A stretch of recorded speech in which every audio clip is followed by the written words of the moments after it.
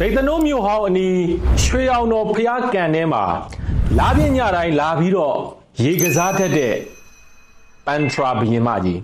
ပန်ထရာဘရင်မကြီးလာပြင်းညတိုင်းရေလာကစားတာကိုတွေ့တယ်ဆိုတဲ့သူတွေလည်းဗိတ်သနိုးမြို့ဟောင်းအနီးမှာများစွာရှိပါတယ်ဗိတ်သနိုးမြို့ဟောင်းလို့ပြောလိုက်ရင်ကျွန်တော်တို့မြန်မာတွေအလွန်စိတ်ဝင်စားသလိုပန်ထရာဘရင်မကြီးလို့ပြောလိုက်ရင်လည်းဒါကျွန်တော်တို့မြန်မာတွေအလွန်စိတ်ဝင်စားကြပါတယ်ပန်ထရာဘရင်မကြီးနဲ့ဆက်ဆက်တဲ့ဗိတ်သနိုးမြို့ဟောင်းကိုအမှန်တကယ်ကျွန်တော်တို့1956ခုနှစ်မှာမှမြို့ဟောင်းမြို့ကွက်ကိုတူးဖော်နိုင်ခဲ့တာဖြစ်ပါတယ်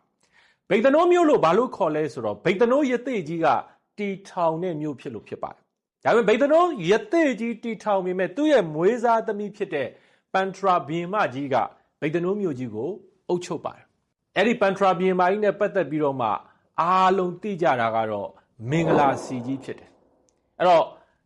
ဗိတ်သနိုးမြို့ကြီးကိုရစ်ပတ်ပြီးတော့မြို့ကိုပတ်ပြီးစီးနေတဲ့ရံပယ်ချောင်းဆိုတာရှိတယ်အဲ့တော့တမိုင်းမှာတော့အစင်လာတဆင့်စကားတဆင့်ကတော့ဗိတ်သနိုးရသေးကြီးဟာ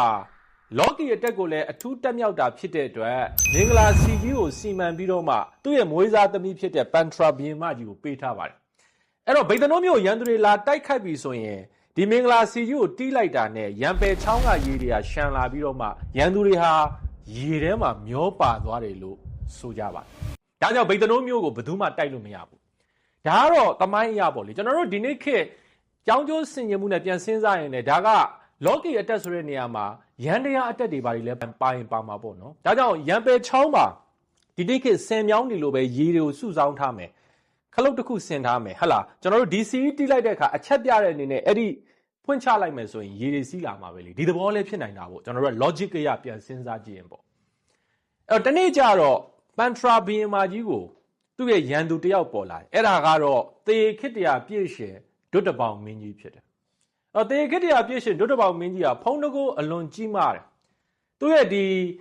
ီမျက်ဝန်းဒီနှစ်ဖူးတက်တက်မှာနော်ဒီမဲ့ရှင်တစ်ခုရှိတယ်လို့လည်းတမိုင်းအားဆိုတနေ့ကျတော့ဒုတပေါင်းမင်းကြီးကဗိတ်သနိုးမြို့အနီးကိုရောက်လာတဲ့အခါမှာပန်ထရာဘရင်မကြီးကိုတွေ့သွားတယ်ပန်ထရာဘရင်မကြီးရဲ့အလှမှာဒုတပေါင်းမင်းကြီးကနစ်မျောသွားပြီးတော့တမိုင်းမှာတော့ဘလို့ရေးထားလဲဆိုတော့ဘလို့ပြောကြလဲဆိုတော့ပေါ့နော်တမိုင်းမှာတော့ဒုတပေါင်းမင်းကြီးကဒီဗိတ်သနိုးကိုအခွန်တောင်းတယ်လို့ပြောတယ်ပေါ့နော်အခွန်မဆက်ရင်မင်းတို့တိုက်ရလိမ့်မယ်ပေါ့တကယ်တော့ तू တိုက်ချင်တာကိုဟိုခေတ်ကတော့တိုက်ခိုက်ပြီးတော့မှသူ့ကိုသိမ့်ပိုက်လို့ရမှာဟုတ်သူ့ကိုမိဖုရားမြောက်ချင်တာဗိတ်သနိုးဘုရင်မကြီးကိုဒီဗိတ်သနိုးရဲ့ဘုရင်မဖြစ်တဲ့ပန်ထရာဘုရင်မကြီးကိုဒါကြောင့်ဒုတပေါင်းမင်းကြီးကဗိတ်သနိုးကိုတိုက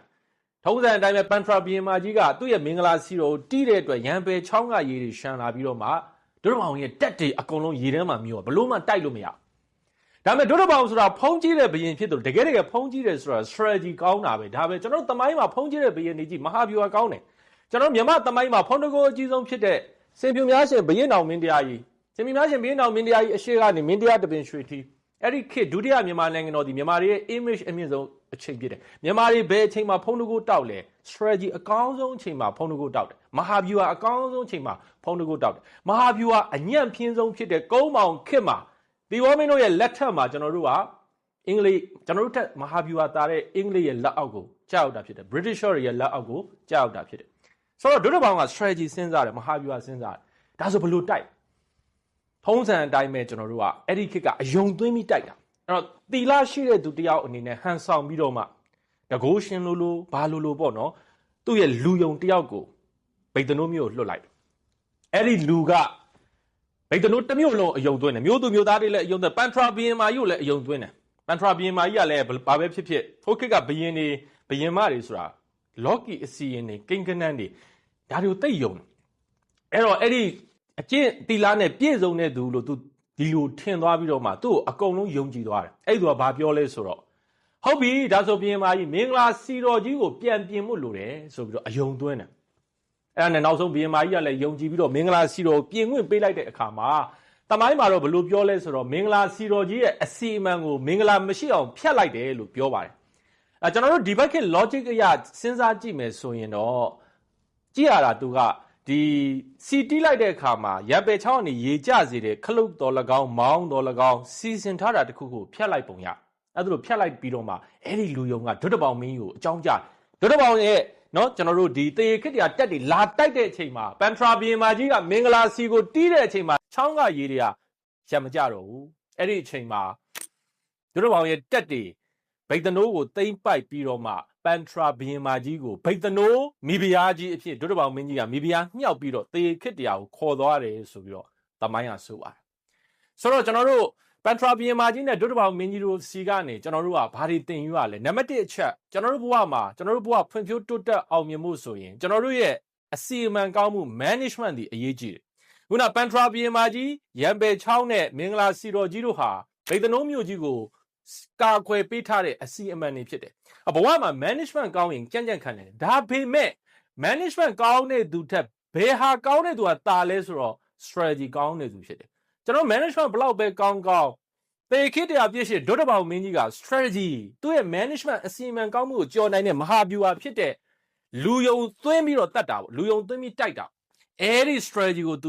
ူတီဆောက်နိုင်တဲ့အတွက်ပန်ထရာဘီယင်မာကြီးရဲ့မင်္ဂလာစီတော်အစီအမံနဲ့ရန်ပယ်ချောင်းရဲ့ရည်တွေကိုကြော်လွှားနိုင်တာဖြစ်တယ်ဒါကြောင့်ဘဝမှာကျွန်တော်တို့ဒီနံပါတ်1အချက် management ကောင်းမှုလို့တယ်ဒါပေမဲ့ဘဝမှာကောင်းစွာစီမံခန့်ခွဲနိုင်ုံနဲ့မအောင်မြင်သေးဘူးသူများထက်ထူးချွန်ခြင်းသူများထက်အောင်မြင်ခြင်းလူအုပ်ကြားတွေကခွဲထွက်ခြင်းရဲ့တင်းမှာမဟာဗျူဟာကောင်းကောင်းရှိဖို့လိုတယ် strategy ကောင်းကောင်းရှိဖို့လိုတယ်တင်းကိုလူအများနဲ့ခွဲထွက်ပြီးမြင်အောင်လို့လူချင်းရဲ့ strategy တွေအရေးကြီးတယ်ကျွန်တော်တို့ပြီးခဲ့တဲ့ဘောလုံးပွဲတွေကျွန်တော်တို့ကြည့်ကြည့်လိုက်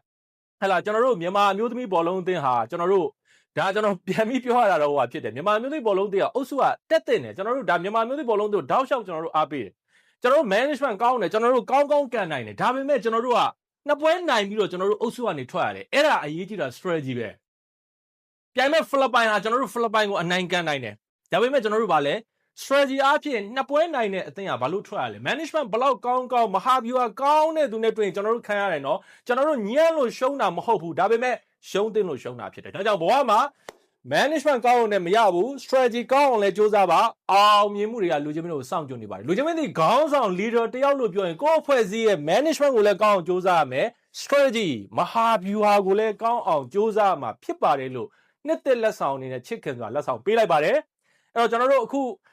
ဒီ season ကြည့်တဲ့သူတွေအတွက်လည်းနှစ်သက်လက်ဆောင်အနေနဲ့ကျွန်တော်စာအုပ်9ခုလက်ဆောင်ပေးဦးမှာဖြစ်တယ်အဲ့ဒီ season မှာပါဝင်ရင်ကျွန်တော်အခု video file လေးကိုမျှဝေလိုက်ပါမျှဝေပြီးတော့ရင် comment မှာမျှဝေပြီးပါပြီလို့ဝင်ရေးပေးထားပါအဲ့ဒီထဲက9ခုကိုရွေးချယ်ပြီးတော့ကျွန်တော်ရဲ့စာအုပ်9ခုကိုလည်းတယောက်ကိုတအုပ်နှုံးနဲ့ကျွန်တော်ရဲ့အမှတ်တရလက်မှတ်နဲ့အတူအိမ်တိုင်ယာရောက်ပို့ဆောင်ပေးမှာဖြစ်ပါတယ်လို့သတင်းကောင်းပါလို့ပါ2026နှစ်သစ်မှာကျွန်တော်ရဲ့သင်တန်းတက်ချင်တဲ့သူတွေအတွက်ပထမအဆုံးဖွင့်လှစ်မဲ့သင်တန်းကတော့ကျွန်တော်ရဲ့ modern leadership ခေတ်မီခေါင်းဆောင်မှုပညာသင်တန်းဖြစ်တယ်သင်တန်းအသစ်ဆက်ဖြစ်တယ်ဒါကြောင့်သင်တန်းသားတွေလည်းပြန်တက်နိုင်တယ်သင်တန်းသားအဟောင်းတွေ batch 1ဖြစ်တယ် online သင်တန်းဒီအခုလာမဲ့တစ်လပိုင်း6ရက်နေ့စမယ်တစ်လပိုင်း6ရက်နေ့အင်္ဂါနေ့စမယ် online နေတစ်လသင်မှာဖြစ်တဲ့အတွက် beta သားဆိုတက်နိုင်တယ်နေ့စဉ် recorded video တွေကိုကျွန်တော် Facebook group ထဲမှာကြည့်ရမယ် Facebook group ကြည့်ဖို့အခက်အခဲရှိတဲ့သူတွေအတွက် Telegram private channel မှာလည်းပြန်တင်ပေးမှာဖြစ်တယ်သင်တန်းကာလတစ်လပြီးသွားလို့ assignment ဆောင်ရင် certificate ကို email ကနေပေးပို့ပေးမယ်နောက်တစ်ခါကျွန်တော်တို့အပတ်စဉ်တနင်္လာနေ့ည8:00နာရီတိုင်း Zoom application နဲ့ live သင်ကြမယ်အဲ့တော့ကျွန်တော်နဲ့တူးချင်းမျက်နှာချင်းဆိုင်တွေ့ပြီးတော့ကျွန်တော်နဲ့ရင်းနှီးစွာစကားပြောနိုင်တဲ့မေးခွန်းတွေမေးနိုင်တဲ့အတွက်သင်တန်းတက်နေတဲ့ group coaching မှာရအောင်ဆောင်ပေးတာဖြစ်တယ်သင်တန်းကာလတစ်လပြီးသွားတဲ့တိုင် group ကိုမဖြတ်ဘဲထားပြီးမှဖြစ်တဲ့အတွက်တစ်သက်လုံးကိုယ်စိတ်ကြိုက်သင်ခန်းစာတွေကိုအထက်ထက်လေ့လာနိုင်တယ်သင်တန်းကာလတစ်လပြီးသွားလို့ assignment ဆောင်ရင် certificate ကို email ကနေပေးပို့ပေးမှာဖြစ်တယ်အပြင်လူတွေ့သင်တန်းကတော့ကျွန်တော်တို့လာမယ်တစ်လပိုင်း10ရက်နေ့နဲ့17ရက်နေ့စနေနေ့2ရက်မှာမနက်10:00နာရီကနေညနေ6:00နာရီထိရန်ကုန်မြို့တော်ဝင်စင်တာ3လာမှာရှိတယ်ကျွန်တော်တို့ Amla သင်တန်းကျောင်းမှာကျွန်တော်နဲ့2ရက်အချိန်ပြည့်ရင်းနှီးချစ်ခင်စွာတွေ့ဆုံပြီးတက်ရမှာဖြစ်တယ်လူချင်းတို့ online သင်တန်းမဲ့တက်ချင်းအပြင်သင်တန်းမဲ့တက်ချင်းလူချင်းတို့ရဲ့နာမည်ရဲ့ဖုန်းနံပါတ်ရဲ့ comment မှာမရေးနဲ့ Messenger message မှာဆင်းပေးထားပေးပါကျွန်တော်တို့ team ကညီတွေညီမတွေကဆက်သွယ်ပေးမယ်အခုအစီအစဉ်ကြည့်တဲ့သူတိုင်းကို online ကပထမဦးဆုံးအယောက်100အပြင်ကပထမဦးဆုံးအယောက်30ကို 10% discount ပေးထားပါတယ်လို့သတင်းကောင်းပါလို့ပါတယ်အဲ့တော့ဒီသင်တန်းမှာကျွန်တော်တို့အနေနဲ့ခေတ်မီခေါင်းဆောင်မှုပညာ modern leadership သင်တန်းလို့ဆိုတာနဲ့အညီခေါင်းဆောင်မှုဆိုင်ရာ theory ကိုလေ့လာရမယ်ကိုနဲ့ကိုက်ညီတဲ့ခေါင်းဆောင်မှု style ကိုဘယ်လိုရွေးချယ်မလဲဆိုတာကိုကျွန်တော်တို့လေ့လာကြမယ်ပြီးရင်ခေါင်းဆောင်မှုလို့ပြောတဲ့နေရာမှာကိုယ့်ဘဝကိုဘယ်လိုဥဆောင်မလဲကိုယ့်လုပ်ငန်းဘယ်လိုကိုဥဆောင်မလဲ AI ခေတ်မှာခေါင်းဆောင်တွေအတွက်လိုအပ်တဲ့အရေးအသွေးအရေးချင်းတွေ personal branding ကိုဘယ်လိုတည်ဆောက်မလဲစကားပြောစွမ်းရည်စတာတွေကိုကျွန်တော်နဲ့အတူရင်းနှီးချစ်ခံစွာလေ့လာသင်ကြမှာဖြစ်ပါတယ်ဒါကြောင့်2026နှစ်သစ်ကို2026နှစ်သစ်မှာကိုယ့်ရဲ့ခေါင်းဆောင်မှုပညာကိုမြင့်တင်ပြီးအောင်မြင်မှုတည်ဆောက်ခြင်းတဲ့သူတိုင်းနဲ့ modern leadership ခေါင်းဆောင်မှုပညာသင်တန်းမှာတွေ့ကြပါမယ်။စီးရင်ပေးတဲ့အခါမှာ Facebook မှာဆိုရင်ကျွန်တော်ရဲ့ page က LYNLIN THAIK NYUD ဒီနောက်မှာမြန်မာစမ်းပါတယ် follower 3.9 million ကျော်ရှိတယ် TikTok ဆိုရင်တော့လင်းတိုင်းညမြန်မာအမြင်လို့ကျွန်တော်မြန်မာလူရေးရတယ် follower 3.3 million ကျော်ရှိတယ်အဲ့ဒီ account တွေမှာစီးရင်ပေးနိုင်ပါတယ်2026ကိုမဟာဗျူဟာလည်းကောင်းမယ်စီမံခန့်ခွဲမှုလည်းကောင်းပြီးတော့ခေါင်းဆောင်မှုနဲ့စတင်လိုက်ကြပါစို့